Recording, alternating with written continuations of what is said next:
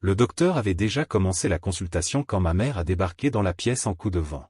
« Alec, j'ai cru que tu avais oublié ton rendez-vous », s'exclama-t-elle d'un ton où je ne pouvais pas dire s'il s'agissait de soulagement ou de reproche. « Y a-t-il eu un problème à l'école » demanda-t-elle, et je savais que je ne pouvais pas échapper à cette conversation. « Maman, on peut en parler plus tard ?»« Je ne suis pas habillé » dis-je en essayant de trouver quelque chose pour me couvrir. Mais elle a simplement croisé les bras et a répondu. « Oh, Alec. Je te lave tous les jours. »« Oui, maman. »« Mais pas les gens dehors » rétorquai-je, conscient des regards qui filtraient par la porte entrebâillée.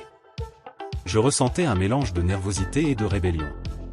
Et dans un acte de protestation, j'ai décidé que je me fichais que les gens me voient.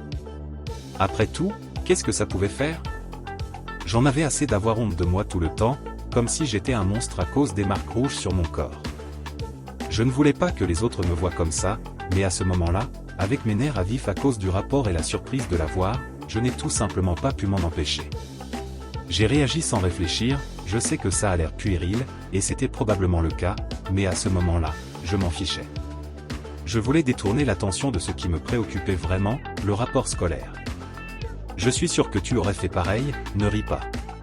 Amanda, s'il vous plaît, fermez la porte pour commencer le bilan d'Alec, interrompit le docteur, dissipant la tension dans la pièce. Avec des excuses silencieuses, ma mère ferma la porte et le docteur procéda à l'examen médical demandé par elle, observant avec inquiétude.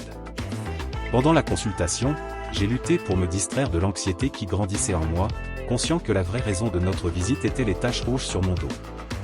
Après la vérification de routine des yeux, des oreilles, du nez, de la gorge, vérification de la respiration, etc., il arriva à la partie qui l'intéressait, et qui était la source d'inquiétude de maman. « Est-ce que tu ressens de la douleur ici, Alec ?» demanda le docteur en palpant avec curiosité les zones rougies de mon bas du dos. « Non, il n'y a pas de gêne, » répondis-je, un peu soulagé, même si je ne pus m'empêcher de remarquer le regard inquiet de ma mère. « Je les ai vus ce matin en le lavant », commenta-t-elle, entrelaçant ses doigts nerveusement. « Cela ne semble pas grave, mais nous allons faire quelques analyses et une IRM pour être sûr, nous assura le médecin, essayant de nous calmer. À la fin de la consultation, le médecin m'offrit le bonbon promis.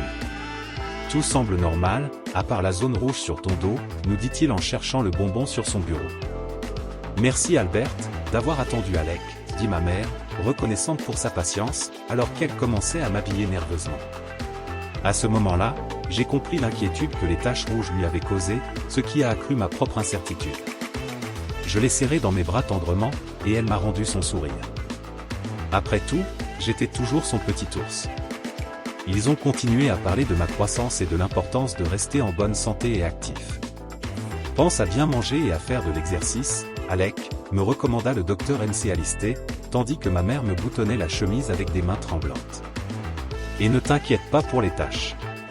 Ce pourrait n'être qu'une légère réaction cutanée. Les tests nous en diront plus, » ajouta-t-il, même si ses paroles semblaient davantage dirigées vers ma mère que vers moi, pour tenter de la calmer.